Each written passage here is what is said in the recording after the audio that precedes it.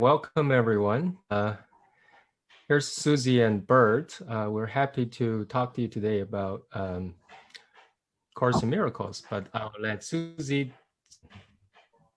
Hi, welcome everybody. Welcome to A Course in Miracles and Pure Non-Duality with Burt Harding, my beloved, and me, Suzy and Wei, our host.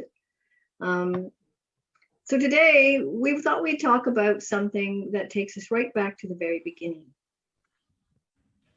Burt, what would you say is the main reason people start a spiritual search? Dissatisfaction with life and looking for meaning. Anything that gives us meaning, because otherwise we feel as if we're just feeling wasted. What would you say is the most meaningful thing in life? It's knowing about life itself. Knowing about life itself. Yeah. And so what characteristic of life would you say is what when you say we're looking for meaning in terms of peace or happiness or joy or those things come automatically when we begin to find meaning. The moment we find something meaningful, that means it's fulfilling us in a way. It's making us feel worthwhile. And that brings a sense of happiness, sense of satisfaction, a sense of fulfillment, in other words, yeah. So if there were one thing that you would say is the most meaningful thing in life, what would you say that was? Obviously, love. Love Love is the fullness. My goodness, yeah. You know, it just reminds me when I went to China, and there were a group of people waiting for me, and I didn't know if I'm worthy enough to talk to so many people, about 300. I went to bed and that night, and I prayed that I'll know what to talk about, stand up in front of people and talk. And then I had a vision. An actual angel appeared and says, "Teach only love, for that is what you are." And so this is it to answer you. Teach only love, for that is what you are. So what we already are is love? Yes. Perfect love. Perfect love. It said it casts out fear, but it's more than that. It casts out anything that is meaningless. So our love is rich, is full, is complete, it's total. Yeah. But the love that I'm talking about is not selfish love. It is love as a completion, loving of everything and everyone, because that is what life is made of. So this love that Burt, are you saying love is the Burt, are you saying love is the fundamental reality? Absolutely. Absolutely. Without it, there's no meaning in anything. And we seek meaning in so many things, but they're never satisfying or fulfilling. And that is why we seek love, we seek companionship, because that gives us the meaning that love gives us. It makes us worthwhile. Yes, love is everything. It is fulfillment. In fact, if someone asks, what is God? It is love. And I'm talking about unconditional love. It's not love that is selfish and needy. A love that is willing to share itself, to open itself to the point where it becomes one with another. In fact, since we're talking about that, it's all a matter of oneness. We are all one, believe it or not. And when you begin to see others as yourself, well, that is when you begin to understand things you never understood before. And it's not something you read from a book. It is not something that you study. It is something that your heart knows. And when your heart knows that there's meaning in love, the mind automatically becomes quiet. And this is why in my book, Four Unknown Facts of Reality, I received a message that the way to describe God is to say it is emptiness. Because emptiness is like it's like when you want to take it easy, it's your day off, you go on the beach, you lie down in the sun, you close your eyes and you feel, it feels so good just thinking about nothing. How wonderful that is. So yes, it is an empty mind, but a full heart. Because that's another thing. When the mind is empty, the heart is full. Feel it out as you hear these words.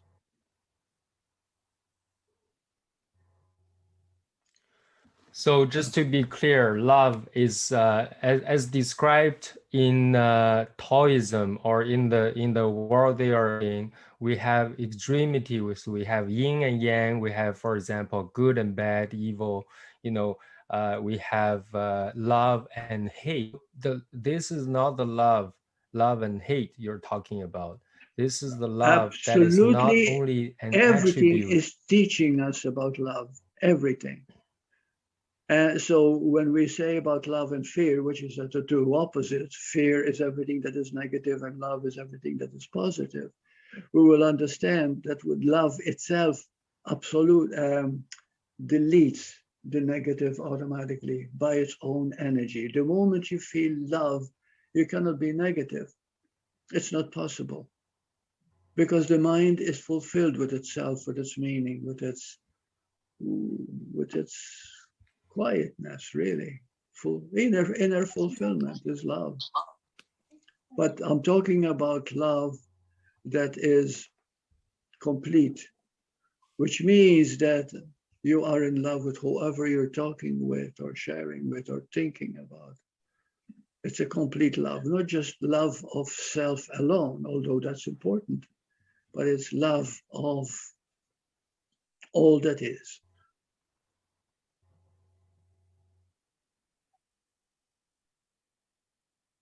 Hey, there's a silence. Now, what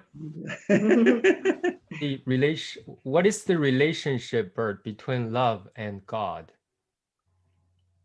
The most beautiful realization of all is when you realize that God is not necessarily a religion, although religions are made of it. God is the totality all at once. When all of us feel that oneness, that's God. It is all in all in one. And this is the mystery and the beauty and the wonder, is that we are all one. When we mention God, in truth, we are mentioning all that is. All that is living is love, is unconditional. To begin to know yourself, and to begin to feel the love that you are, you automatically begin to feel good. You begin to feel that all the questions that arise in life are answered, because at that moment you feel complete. The word complete is the key here. You have meaning, you have purpose, you have satisfaction, you have completion as a being. And that's God. And it's unconditional. Because I don't love you because you're young or beautiful or rich. I love you because somehow or other we are one. All living things are really one energy. And although we know it intellectually, yet we do not live it in truth. And we do not live it because somehow or other we are so selfish that we cannot think of anything outside of the self. Excuse me. By self, you mean the sense of a separate person, individual? Is our attachment to ourselves as a separate individual and our self-interest what is keeping us from experiencing this Exactly. unconditional love? Self-interest is what keeps us from love. Yeah. Because we become selfish, we become narrow, we become very small. And eventually we are bothered by anything that interferes with that, which also means that we're constantly bothered, we're constantly unhappy, constantly unfulfilled. Because we're not fulfilling the one thing that is so simple, love itself. It is the whole meaning, it is the whole purpose. It is why we are here. You might say, are we here on earth then to learn love? Yes. Well, how do we learn love when there's only suffering? That's why. We learn that through suffering, we gain knowledge, understanding of what it's like to experience something, so that when another is experiencing the same thing, we have compassion. And so our totality is experienced when we experience everything that you have to go through, and you go through it. And in going through it, you become wise, you become knowledgeable, you become experienced. And saying to another, I know what it's like. I've been there. Drina had a question. I think she said, how do we fulfill love? We fulfill love first by seeing who we really are. See, we think we are individual, we are alone. And the most frightful thing, the most separate thing there is, there's nothing worse, is loneliness. Is feeling you're unwanted, unloved, alone. And that happens to a lot of people, unfortunately, but it need not be. So when you start understanding who you are, you'll find that you're not alone at all. Everybody is like you. We're all brothers and sisters, one family. When you begin to understand, truly understand it in the heart, because we're all one family. God is like a father to all of us, and we are all one unit, one being. When you begin to understand that you are this one spirit, you're not necessarily the body. The body has its beginning and ending. The spirit has no beginning and no ending. Isn't that something? And its nature is pure love, pure unconditional love. Wow.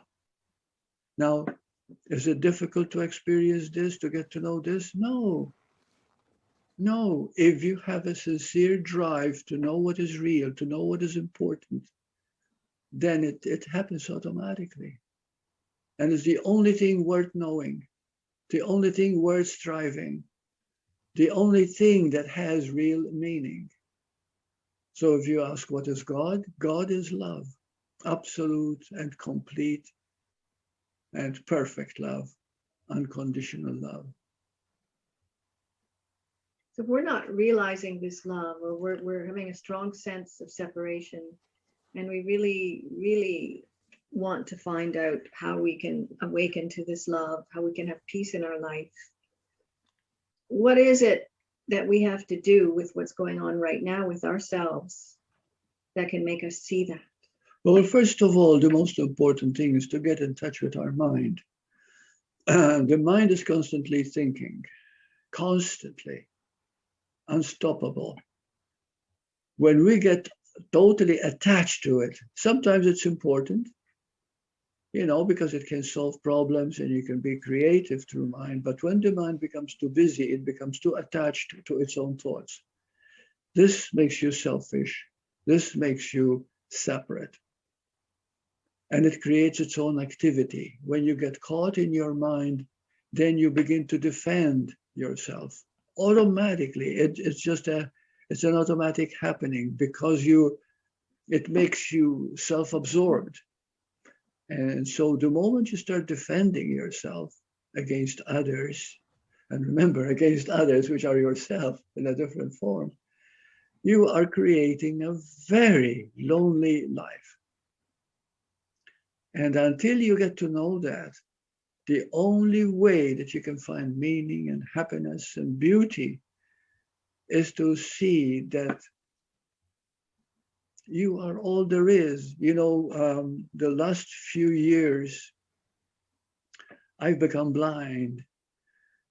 But something's happened because Suzy loves flowers.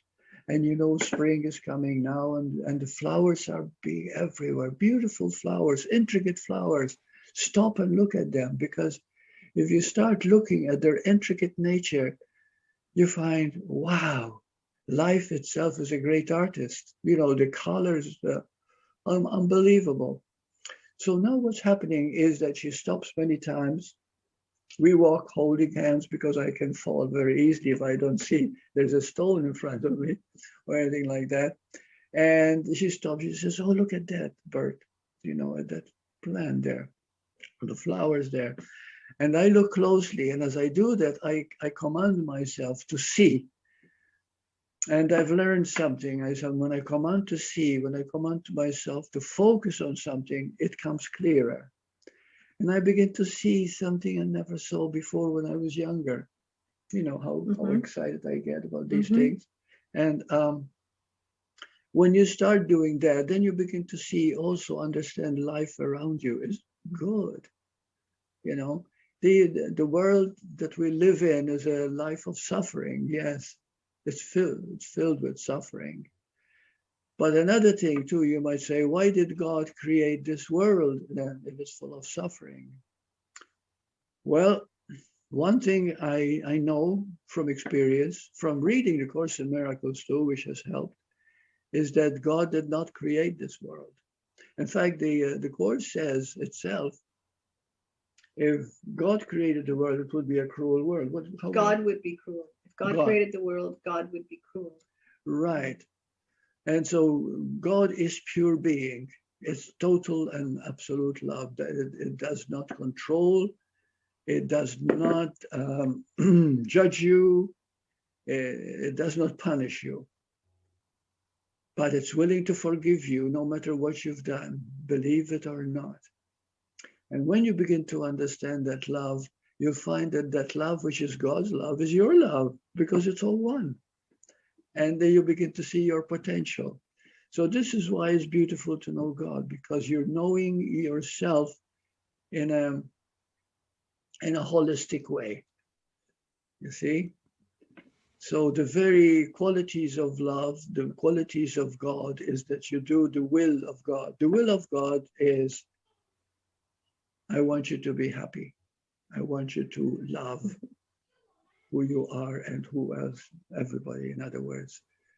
This is the completion. So automatically, when you get to know yourself, you'll get to know God. God, when you know God, you know yourself. I was brought up in a religion that taught me that God is something outside of me and it has nothing to do with me directly because I'm sinful. But I found out through realizations and through out-of-body experiences that that is not true at all. That our spirit, that our true nature is spirit itself. And that spirit is perfect. And you might ask, well, why is it perfect if I'm not? Because you identify with the body's needs instead of the spirit's will. The spirit's will is for you to be happy, to be fulfilled, to love. And so when you're doing that, you're doing the will of God. It's that simple. And when you do the will of God, you're fulfilled. And you might say, but I don't have much money, or this is happening and that is happening, or I got sick, whatever. But when you keep following the will of God, you'll find that somehow or other, you can bear anything that is happening because everything becomes a lesson to be learned. So, but there's so much more to go into. The sense of suffering you described is in your book, For Unknown Facts of Reality. You say that all suffering is the fear of emptiness. Yes. Which is, in a sense, the fear of God or the fear of love. Very good. So what would you said it's a sense of we feel like we're a separate person. We feel like we're a separate entity, and there's a whole universe out there, and we have to deal with it. And once we've got ourselves in that situation, even though we're actually oneness, but we don't see it, what exactly is keeping that in place? What's keeping us from awakening to this love? What's keeping us from seeing that we're one with everyone? The most beautiful word that I have learned, and as a matter of fact, I had a dream about it, reflection last night, is the word I am. That is one of the most beautiful words, because I am means God. When Moses went up on the mountain and there was a light there, and he asked God, the light, he said, "What shall I call you?" And the light said, "I am that I am." When Jesus walked the earth, he said, "I am the truth and the life." But he wasn't referring to his body. He was referring to I am. 3.5 years ago, someone asked me, they said, "Burt, you've been doing this for many years, more than 50 years you've been working on your spiritual nature." And I said, "What have you learned?" And then I said, without thought, so it came from deep within me, I said, I learned to trust who I am. And I left it at that. But what happens is that after I left it at that, there were many questions that I did not answer. And so a few days later, I began to get many emails, many letters from people asking me what I mean by trust, what I am means, and so on and on and on. And so I decided that, I'll write an article, and I send it to all the people that have asked me. But when I went to bed with that intention in mind, I got up at 3 o'clock in the morning, and I couldn't help it. There was a tremendous feeling that I should do that. I went to my board, which is close to my washroom, and I wrote on the board, "The 4 Unknown Facts of Reality," which book I have published in about a year and a half ago, something like that. Anyway, in brief, it is this, okay? The emptiness. The first unknown fact of reality is emptiness. Emptiness means that everything that we experience, everything has come about from nothing. Now, when we talk about nothing, we're not talking about devoid of energy. I'm talking about pure energy. That pure energy, which is, of course, alive in us because we were never born. We are eternal being. Our true nature is pure being. That pure being has been always, because there's no time. And now what am I getting at? Yeah. And so it gave us the nature of I am. The I am is pure being. Being aware. Burt, you just emptiness. Was that? Yeah. Burt, you just talked about emptiness. Since Jesse was asking a question about it, he's wondering whether emptiness is self-recognizing. It is self-recognizing, yeah. Because you'll find that all the things that you love, all of them, are empty. Okay, we were talking about relaxing in the sun and having a good time, not thinking anything. In that moment, you were empty. Empty of thought, empty of planning, empty of what to do next. You're just being. You're just being. A child is empty until, I think, age 2 or 3, something like this. Yeah. Until they develop their ego, then after 3 years or so, especially when they're called by their name. So our true nature is that. And what makes us, the question was, what makes us happy, right? What makes us? Well, the first, No, the what's question driving us? is whether. Go ahead, Wei, sorry. What is driving us? Yeah, is The question is emptiness self-recognizing? Is emptiness self-recognizing? Self-recognizing. Yes, it is. Definitely it is. Because everything that, thank you, incidentally, yeah, but I was getting lost in blah, blah, blah, blah, an explanation. Yes, whenever you look at the emptiness itself, you find it is all a state of happiness, peace, love, joy, fulfillment. You see, you might say, but what about when I'm negative? Is that's not happening? No, it isn't. Because negativity happens in time. Did you know that? Take guilt, for example, past. Something happened, you feel guilty, and you carry it on to the future. Another one, fear of the future. I wonder what's going to happen. I'm anxious. I'm not sure. You see? Or what else? Give me another negative.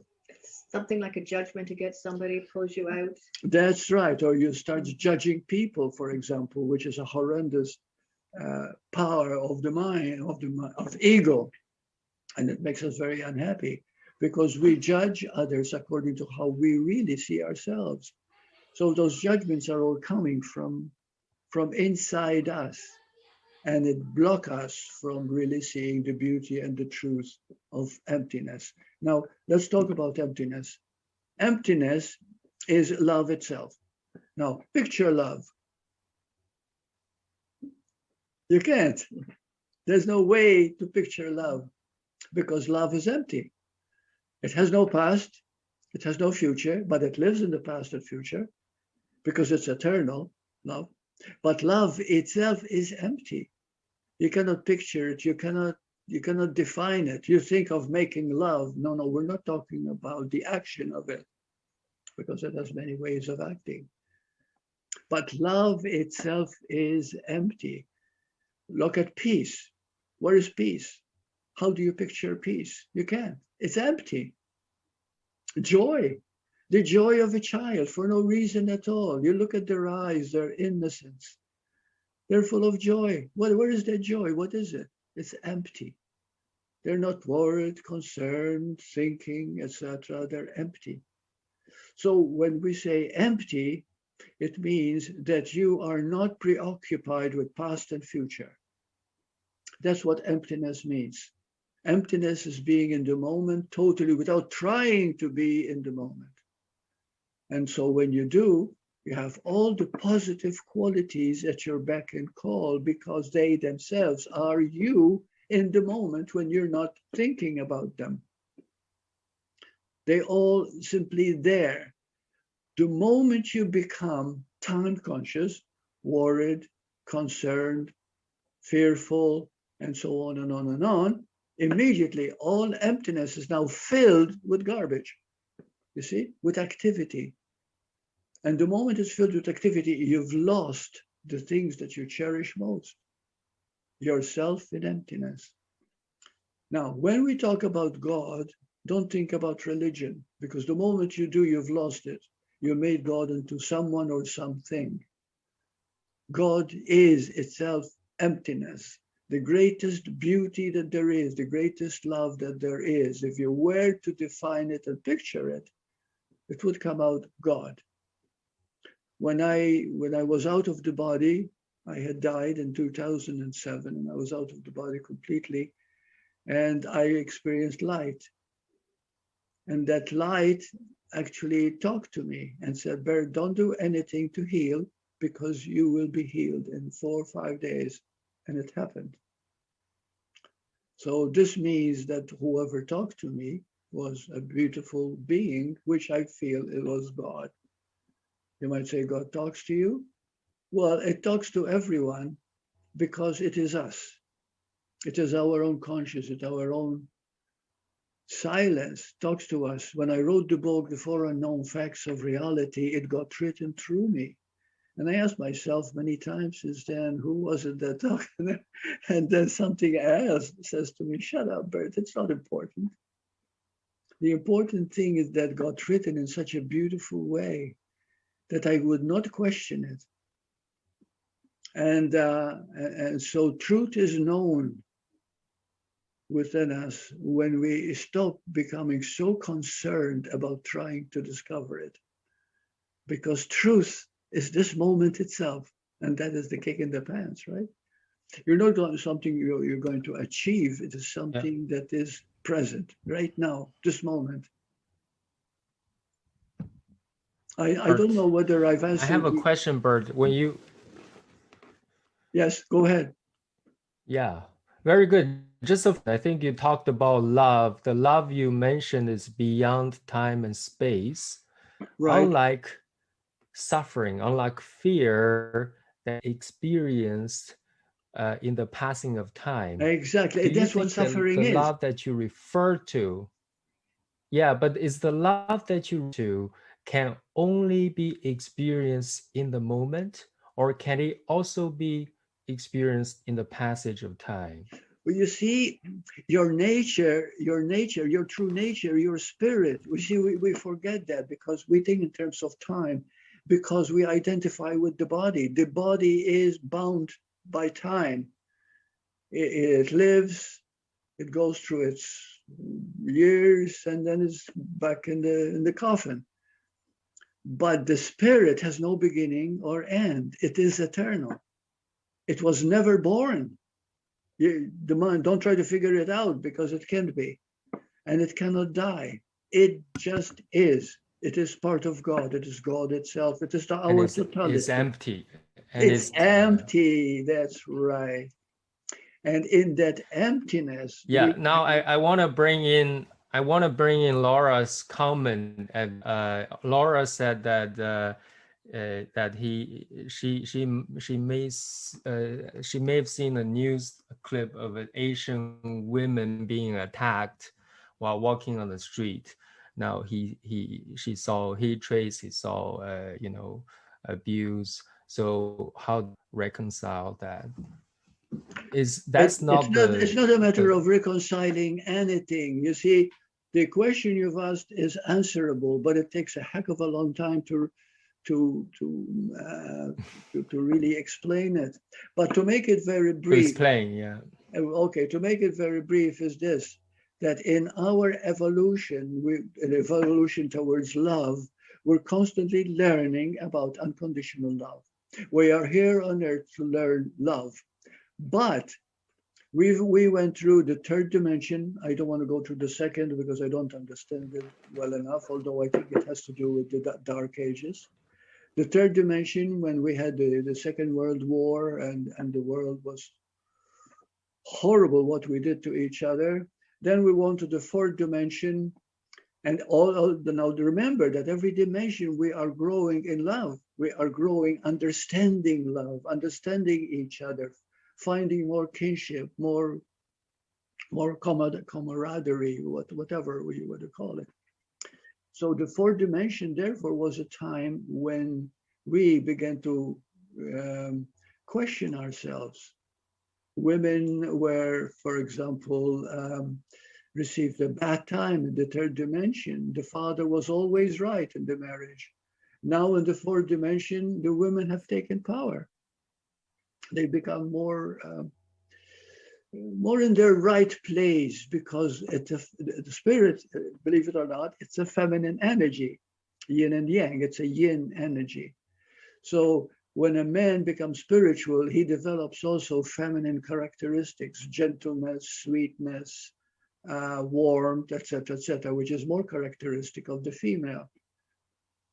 But in truth, we are going to a stage where male and female won't be recognizable. Another 100 years from now, will be so much alike. We're combining, so we're learning qualities of softness and gentleness and love. So the fourth dimension, like I said, is when women have gained a lot of power, and there are now so many women teachers teaching the same thing I am. They've grown in their recognition of themselves. And then we are moving into the fifth dimension. Now, the fifth dimension is what we are actually now. It is happening now. There are other countries that are living in the third dimension. There are many, many others who are still wars, who are still suffering and everything. but they are learning more tolerance, more compassion, more understanding as we grow in getting to know the reality of that we are all one. Now in the fifth dimension, people are coming to a point where realization is becoming rampant, but if that's the word. We're waking up, in other words, you see. And waking up is what it's all about. Waking up to the truth of our being. And you disregard the body? No, of course not. You take good care of it. In fact, you eat good food and you exercise. But the important thing is that what's really important, which few people pay attention to, is your spirit. And you take care of your spirit by moments of silence, moments of just being and loving, going for a walk, watching dogs chasing a ball, watching flowers or nature, or where you begin to feel the connection, the love, the passion that we have inside. Burt, when you talk, or Yes. when you talk about spirit, is there only one spirit, or is there individuality? Oh, that's a good spirit? question. I'm sorry if I wasn't clear. No, everybody is spirit. I am spirit. Susan is spirit. You are spirit. Yeah, we're all spirit. That spirit is itself complete in its spiritual nature. When it expresses a spiritual nature, it is no longer subject to time, and it's not subject to space. Now, this means that when you're not subject to space, you can travel anywhere, any planet, any country, anywhere at all in the speed of thought, because there is no time. You see? Now, when I say you see, I don't think that anybody can see what I'm talking about, but it can be experienced. Before I experienced out of body, I was studying my religion, I was studying psychology, I wanted to understand, but I could never really feel it inside me until I experienced who I was. And who I am is my spirit, my true spirit, my nature of spirit. And right now, I see spirits every day. Mm-hmm. Of course, it's another thing. But what I'm saying here, we're all one spirit, yes, and that one spirit is connected to all other spirits in the universe, and that's called oneness. Oneness is called God. I have a quick question about the question that we just went over regarding seeing in the news some horrible news item where somebody was attacked for their race. So when we see like something like that, if we're all one, and you look at the news and you see this horrific thing, we're somehow part of what just happened. Is that representative of some small bit of intolerance we might have in us, or some unforgiveness we have within us? Beautiful. So that's really, right. We're all responsible in a sense for all of these things. Not that we take action, but we have to be more careful about our own thoughts, our own judgments. Right. And that and what you just said says it all. It says it all. So we're all in this together. We're all in this together, yes. When we see cruelty. That brings... Yes? I was going to say that brings in the question from Dora, which is also relevant, asking how to bring love in a situation where there's conflict. I think when you look at the world with the perspective of love, then conflict is not really the same conflict you were saying. You were seeing, right? Okay, that's a beautiful question. Thank you. When we are in conflict, that means that love right now is not present. But what if the person that you're having conflict with, you forgive them? Or if you find it very hard to forgive them, try somehow to understand their situation. You see, one thing which I know for a fact is that we are all one. And so whenever I find fault with you, if I judge you, I am really judging myself. I'm finding fault with myself. If I am unhappy with myself, you're going to know my unhappiness. But I don't take it on myself. I try to take it out of myself. I project it onto you. And I say, I hate you. You're in my way. You're bothering me. Because we want to get rid of anything that's eating us out. So pain creates more pain.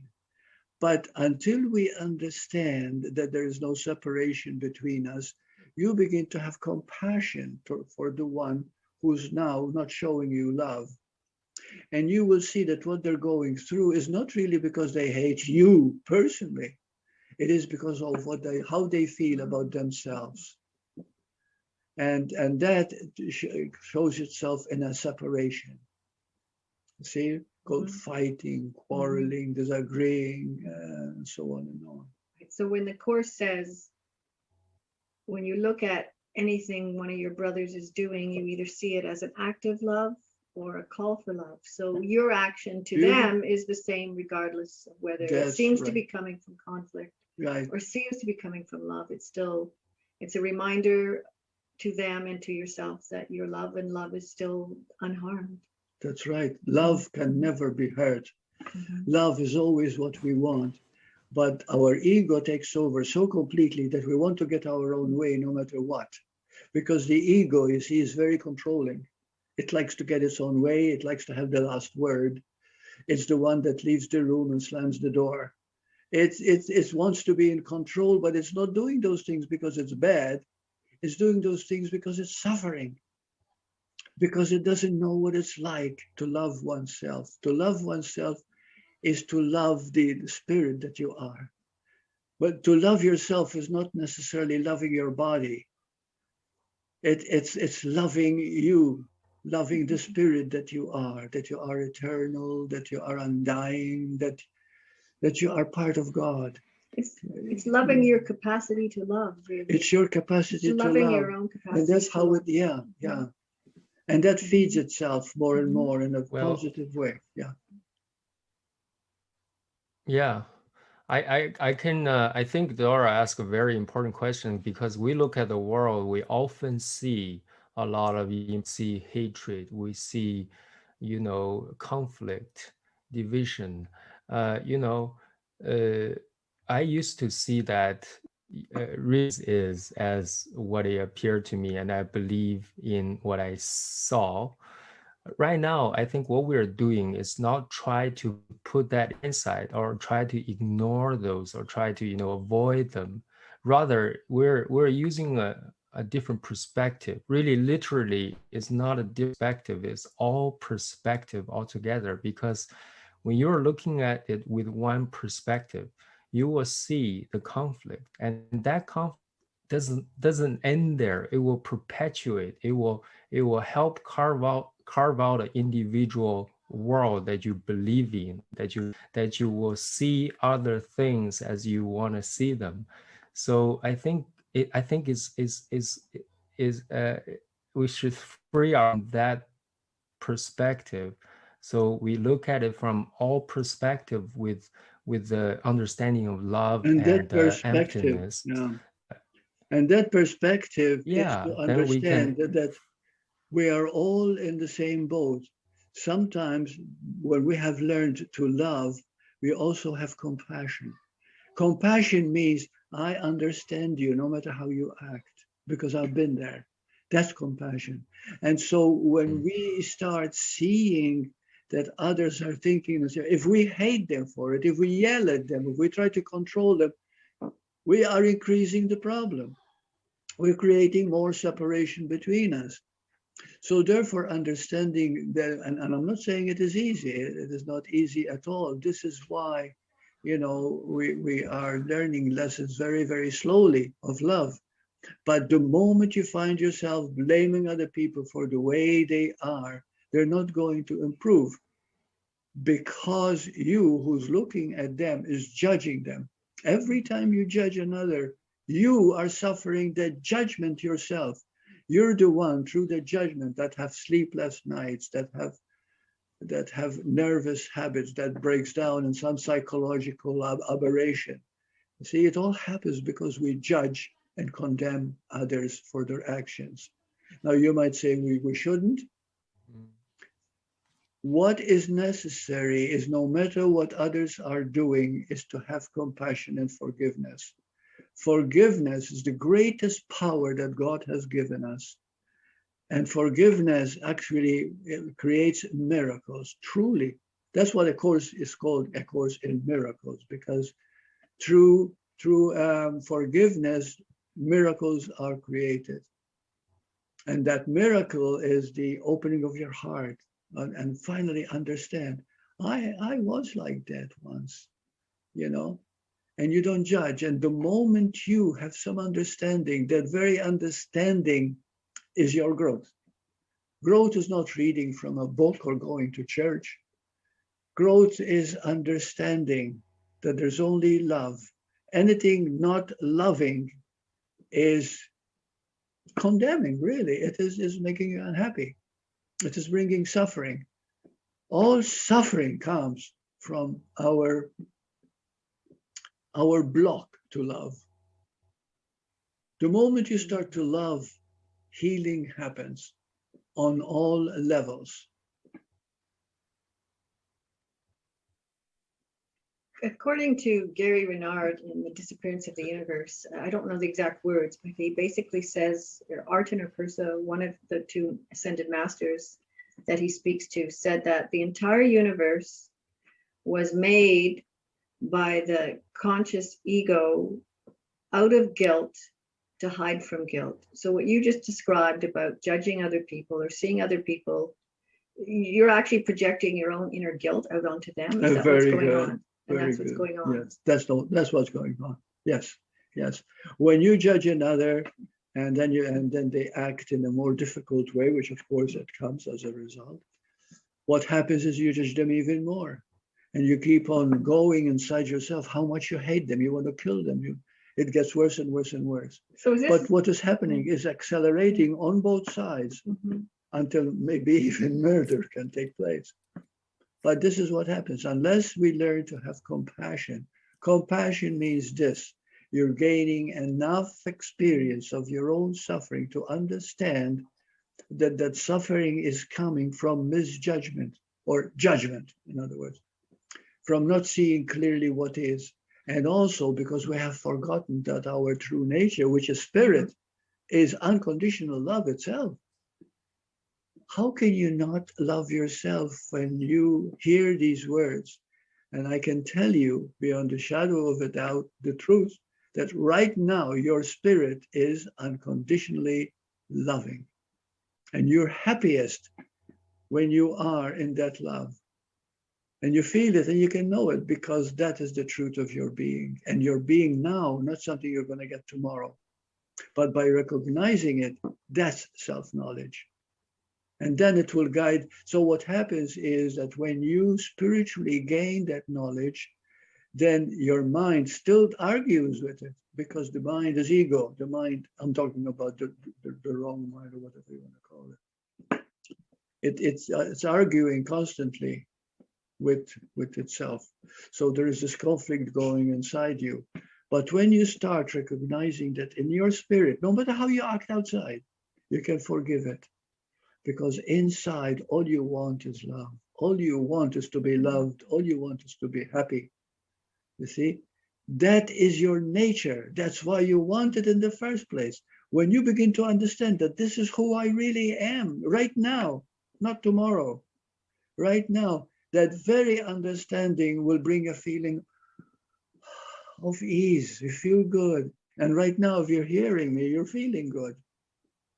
Because that's how we express the very nature of being. Being simply means this: to be.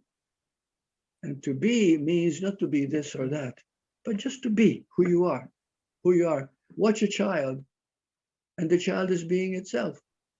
See, it's not pretending, it's not doing anything until it reaches a certain age, of course, then it does. But the ego develops after 3 or 4 years. But before that, Being is being.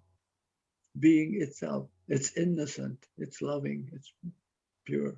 So this innocent being that we are that, but somehow, some way, we forgotten that. Yes. And because very we've good. forgotten it and identified with a false identity, we have a sense of guilt. And then instead of just recognizing that and taking a deep breath and saying, oh no, I'm still one with God, I couldn't possibly be separate, we panic and then we react through judgments, projecting out guilt onto others. Very good. But yet, but we can't be separate from God. I mean, the Course in Miracles says that all our suffering is caused by a sense of separation from God. That's right. Which is being. Which is being. Which is what we already are right and now. like you said too, we cannot be separate from God. We cannot be separate. No, we cannot. We just think we are. But remember that if you think you are, then to yourself you are. Okay?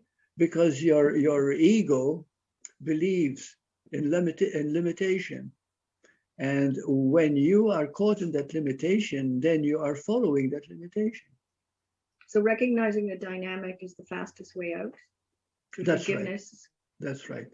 So even in the case where we might feel guilty, anytime we feel guilty, whether we think it's because we had too much to drink or we're addicted to sex or something we think is causing our guilt, that's not really what's causing our guilt. No. Our guilt is the sense of separation, the sense of being an individual. There's nothing wrong with sex. There's nothing wrong which is natural. Anything that is natural is okay, as long as there is love with it.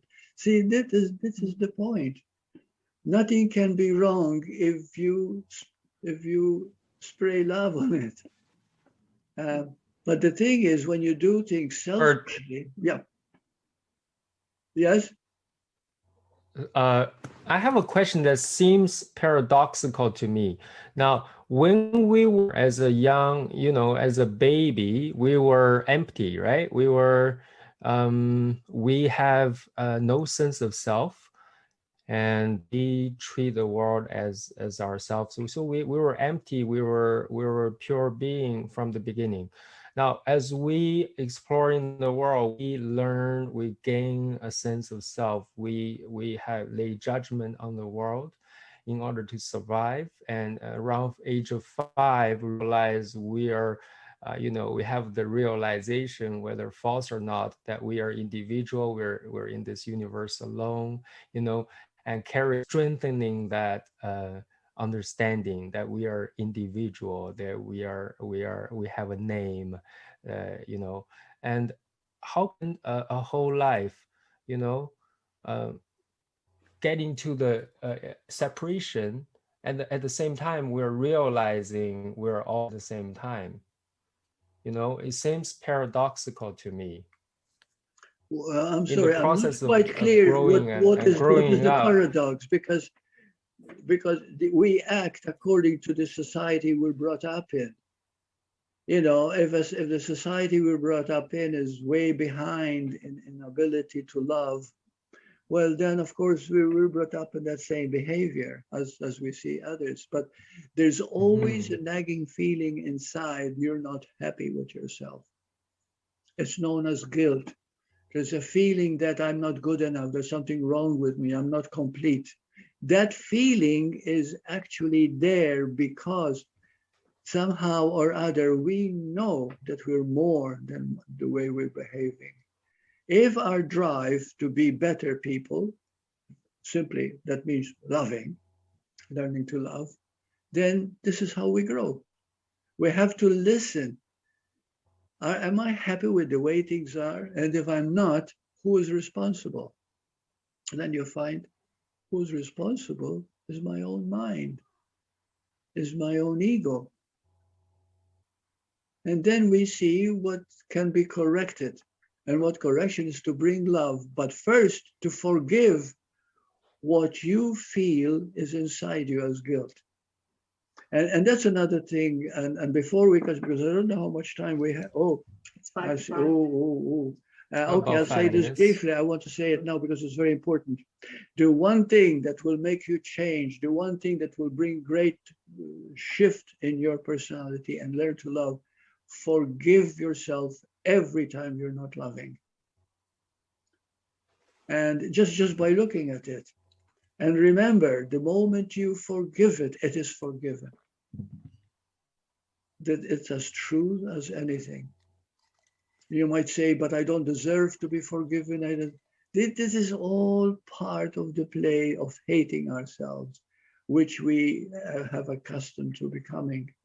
But remember these words, remember them always. If you forgive yourself, that very forgiveness releases you. You actually feel like taking a deep breath and you feel good and you feel lighter. Try it. Always forgive yourself whenever you feel you're caught in anything that has hurt someone or yourself.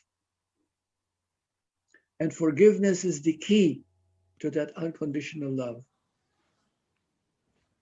Even if you have to forgive yourself. Shall we? Yeah. Go ahead. Even if you have to forgive yourself 100 times a day. Okay, go on. I was going to say, shall we start our 5 minutes meditation at the end? Okay, very excellent. Excellent idea. Yeah. Okay, I have a little reading. And Suzy has a quote. Yeah, this is from A Course in Miracles. Oneness is simply the idea God is. And in his being, he encompasses all things. No mind holds anything but him. We say God is, and then we seek to speak. For in that knowledge, words are meaningless. There are no lips to speak them, and no part of mind sufficiently distinct to feel that it is now aware of something not itself. It has united with its source, and like its source itself, it merely is.